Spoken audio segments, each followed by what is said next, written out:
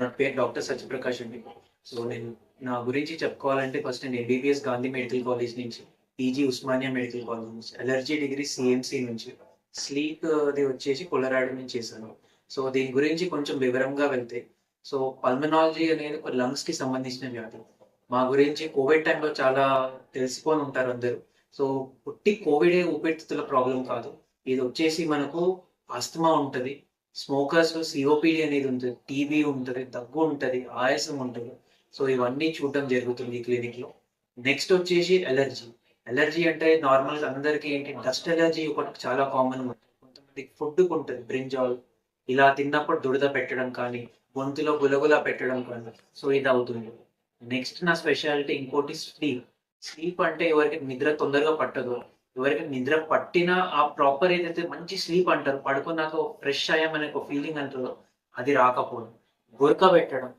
ఇది కాకుండా మళ్ళీ నిద్రలో ఏదైతే నిద్ర మధ్యలో డిస్టర్బ్ అయ్యి ఇలా గాలి నాకిప్పుడు ఊపిరి తీసుకోవాలనే ఒక సిచ్యువేషన్ అంటారు. అదొకటి.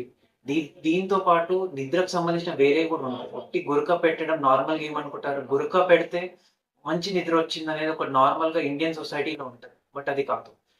ఈ గురక పెట్టడం వల్ల బీపీ వస్తుంది, షుగర్ వస్తుంది, వెయిట్ పెరుగుతది, థైరాయిడ్ ఇష్యూస్ వస్తుంటాయి. తర్వాత ఎవరికైతే ఈ ఇన్‌ఫర్టిలిటీ ఇష్యూస్ ఉంటాయి. నార్మల్‌గా డ్రైవింగ్ చేస్తుంటే యాక్సిడెంట్ జరగడం వల్ల అవి కూడా అవుతుంది. నైట్ నిద్ర ఉండదు. బట్ ఈ ఇష్యూస్ అన్నీ అవుతుంటాయి. సో, నెక్స్ట్ వచ్చేసి ఈ అలర్జీ కొంచెం వివరంగా చెప్తాను. ఇప్పుడు నార్మల్‌గా కామన్‌గా తెలిసేది ఫుడ్, డస్ట్. కొంతమందికి డస్ట్ కాకుండా ఫంగస్ అలర్జీ ఉంటది. సో, నార్మల్‌గా ఫంగస్ అలర్జీ ఎవరికి డేంజర్ అంటే మనం కోవిడ్ టైమ్‌లో బ్లాక్ ఫంగస్ అనే పేరు విన్నాం. సో, ఈ ఫంగస్ అలర్జీ లంగ్స్‌లో వస్తది.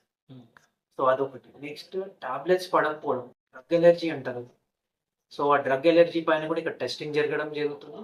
అండ్ ఏవైతే ఇప్పుడు కొంతమందికి హార్ట్ డిసీజెస్ ఎవరికైతే ఉంటాయో వాళ్ళకి ఆస్పిరిన్ అనే టాబ్లెట్ ఇస్తారు. ఎకోస్పోరిన్ అంటారు నార్మల్‌గా కామన్‌గా తెలిసింది. సో, కొంతమంది అది కూడా పడదు. అదొక ఎమర్జెన్సీ డ్రగ్.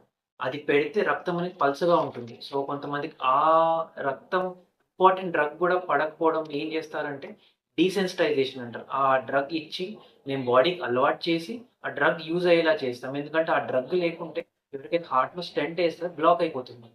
చేసి పెద్దగా ప్రయోజనం ఉండదు. అది కూడా ఇక్కడ చేయడం జరుగుతుంది. నెక్స్ట్ మా దగ్గర వచ్చే ఫెసిలిటీస్ ఏవంటే లంగ్ ఫంక్షన్ టెస్ట్ చేస్తాం. అంటే ఆ మెషిన్‌లో మీరు బ్లో ఔట్ చేయగానే మీ లంగ్స్ ఎంత బాగున్నాయి.